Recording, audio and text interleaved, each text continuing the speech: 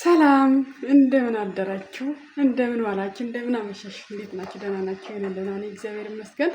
ዛሬ ደግሞ የምንሰራው ምግብ እንደምታዩን ሻሻ ስሬ ያለው ፀጉሬ እንዳይረግፍ ማለት ነው።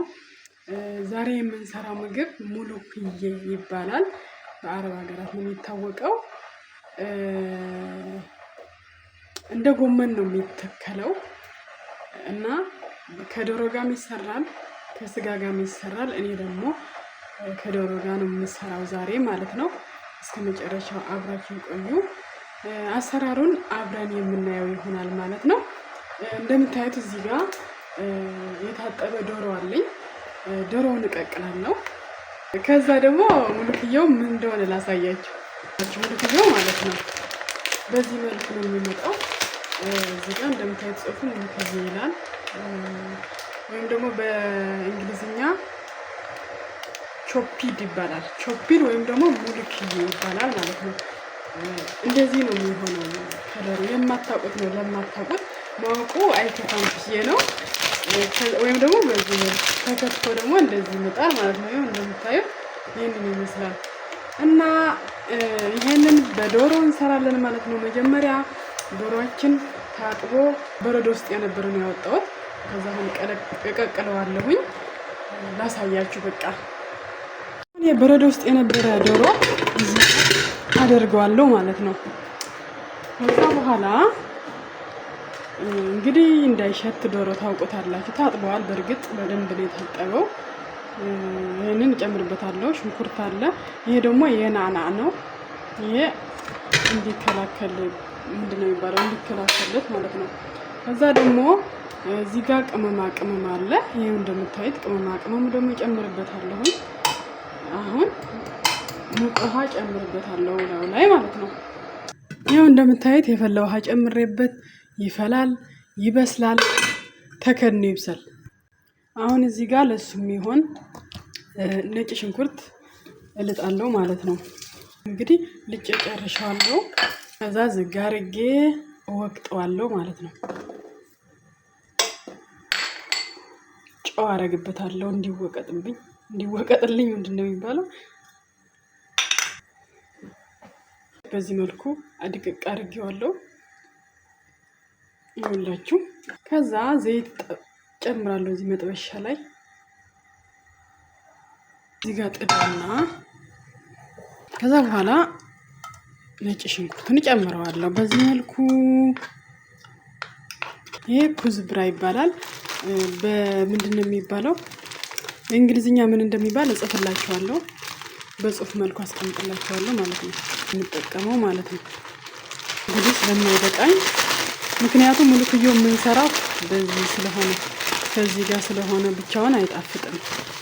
ይሄ ሽንኩርቱና ነጭ ሽንኩርቱና ኩዝብራው ያጣፍጠዋል ማለት ነው። ኩዝብራ ይባላል በአረብኛ፣ በእንግሊዝኛ ደግሞ በዚህ እጽፍላችኋለሁ።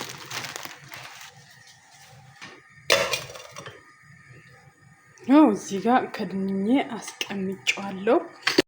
እዚህ ጋር እንግዲህ ድምጽ ስለጠፋብኝ ሪከርድ አድርጌላችኋለሁ። አሁን ቅድም ያሳየኋችሁ ሙሉክዬ ከበረዶ ላይ ካወጣሁት በኋላ በተቆላላው ሽንኩርት ላይ ጨምሬዋለሁ በምታዩት መልኩ ማለት ነው። ሁሉንም እንደምታዩት ቀዝቅዞ ከበረዶ ላይ ተከትፎ ምናምን የተቀመጠ ነው። በነገራችን ላይ ሙሉክዬው በትላልቁም ማድረግ ትችላላችሁ፣ በደንብ እንደዚህ የደቀቀም ማድረግ ትችላላችሁ። ቅድም ላይ ዶሮውን የቀቀልኩበት መረቅ ነው እዚህ ላይ የማጠለው። ቅመማ ቅመም ምናምን ስላደረግኩት እሱን እንዲገባ አልፈለኩም። የሮዝመሪ ቅጠልም ስላለው እሱ ላይ እንዳይገባ ነው ያጠለልኩት ማለት ነው። አሁን እንግዲህ ከድኜ እሳት ላይ በዛ ያለ እሳት ላይ ጨምረዋለሁ እስኪፈላ ድረስ። ገና መፍላት ጀመረ ነው አሁን ላይ። አሁን እንግዲህ እንደምታዩት ይሄ ሁሉ ጨው እንዳትሉ፣ ብረት ድስት ምን እንደሚያክል መገመት አያቅታችሁም። እኔ ይሄ ጨው ነው የሚመቸኝ፣ የምጠቀመው ይሄ ነው። ያኛው ትናንሹ አልጠቀምም ለሳላጣ ምናምን። ከዛ ደግሞ ምግቡ ካለቀ በኋላ ነው እንጂ አልጨምርም። ይሄኛውን የምጠቀመው ለምግብነት። ይህን ሽንኩርት ደግሞ ለምን እንደምዘጋጀው ታውቃላችሁ? ከሙልኩየው ጋር የሚበላ ነው። እንዴት ተደርጎ እንደሚበላ ከሱ ጋር ደረቁ ሽንኩርት ያልተጠበሰ ምናምን ያልተቁላላ ማለት ነው። በእርጥቡ ከሱ ጋር እንዴት እንደሚበላ አሳያችኋለሁ። እከትፈውና ከዛ መጨረሻ አብረን እንግዲህ ከትፌ ከጨረስኩኝ በኋላ በዚህ እንትን ኬሲ ነው ምንድነው የሚባለው? በዚህ ውስጥ ጨምረዋለሁ የሚያክለኝን የምፈልገውን ያህል ማለት ነው። አሁን እዚህ ጠርሙስ ላይ የጨመርኩት ሽንኩርቱ ቀይ ሽንኩርቱ ጨው ጨመርኩኝ። ከዛ የሎሚ ጭማቂ ጨመርኩኝ። ተጨማሪ ትንሽ ውሃም ይጨመራል። ከዛ ደግሞ ቬኒገር የአፕል ቬኒገር እጨምራለሁ ማለት ነው። እንደምታዩት ውሃ ጨመርኩበት። ከዛ እንደ ስልስ ከሙልኩየው ጋር እንዴት እንደሚበላ ታያላችሁ። አያችሁ የአፕል ቬኒገር ጨመርኩበት ማለት ነው።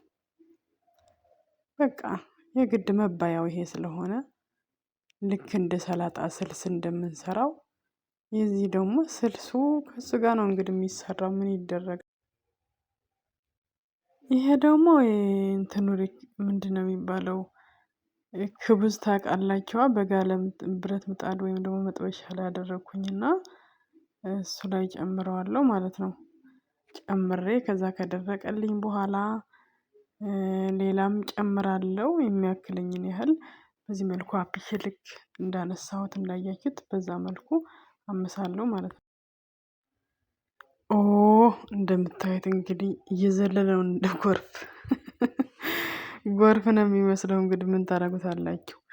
ያጠራሁት እንትኑ ዶሮ እንግዲህ እንደምታዩት በዚህ መልኩ ትላልቅም አይሆንም ትናንሽም አይሆንም። ለምን?